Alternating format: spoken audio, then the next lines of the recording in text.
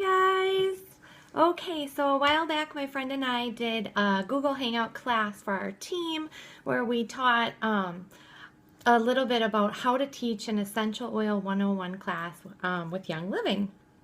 And this was kind of just a class that we kind of got together and talked about all the different ways we had seen it teach, what we've learned over the year or so teaching, and what you should definitely have in, and then what you can change up and make your own.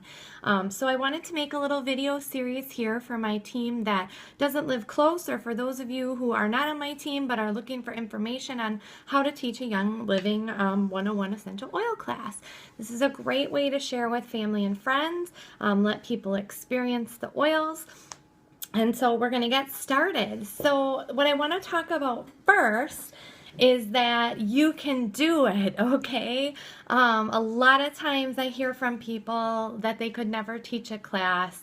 And my answer to that is always, if I can do it, then I know you can do it. I have extreme social anxiety and don't like public speaking at all. And I was able to get up with a little flip book and sit there and read it off. My first class, if you would have been there when I was teaching, I was shaking and nervous, and I did literally read from the back of the flip book, barely made eye contact, and I still had a few people sign up for a kit. So you are just getting the information out, and you don't have to be an expert.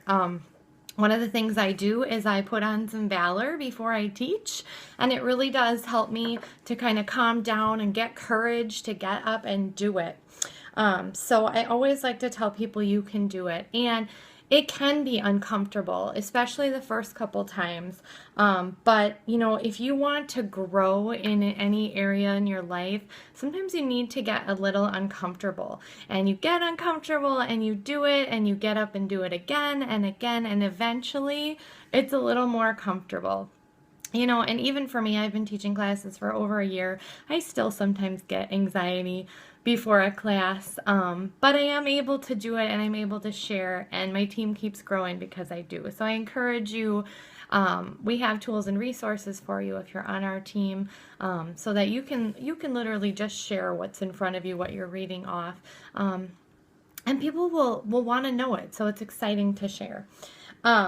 Yes, and I said you don't need to be the expert. You know, you can be, you know, a mom or a wife or just a person using these oils, and just share, you know, what you know and what you've learned, and the information that, you know, we provide for you as your upline.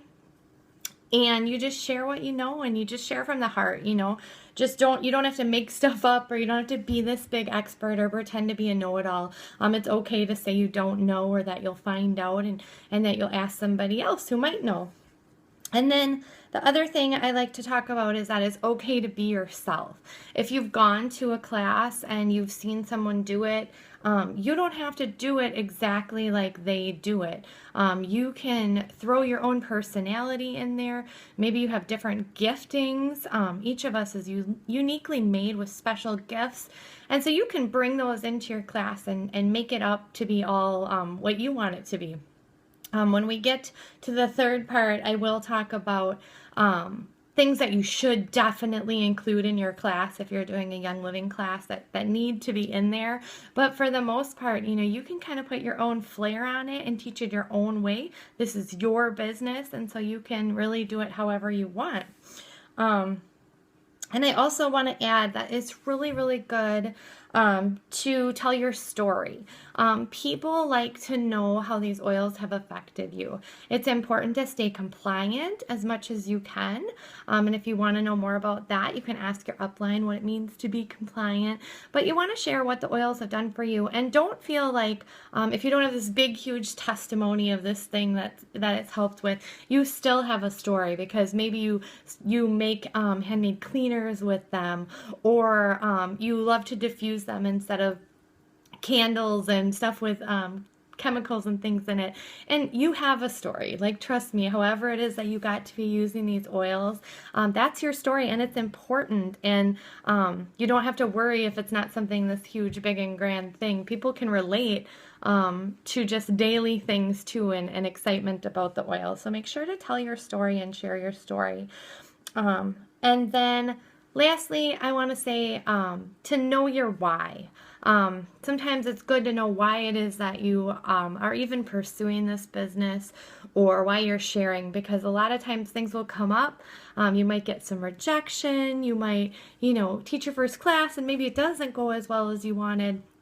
And it's good to know your why, because if your why is really important to you, then it will trump any of those things that come up. And you can keep reminding yourself of your why, what it is what your dream is that you're trying to achieve, or maybe you're doing it so you can have more free time with your family, or have spending money to buy supplements or different things like that to get yourself even more healthy. So it's just good to know your why as to why it is that you're stepping out and pursuing this business. And so that is kind of the beginning section that I wanted to share. The next section I will be talking about is setting an atmosphere. And that's just I'm going to talk about and run through what kind of things you want to have at your class, how you want to have things set up, what you want to have available and know in preparation for a class beginning. So check that out in the next video, and feel free to message me questions, and thank you for tuning in. Bye!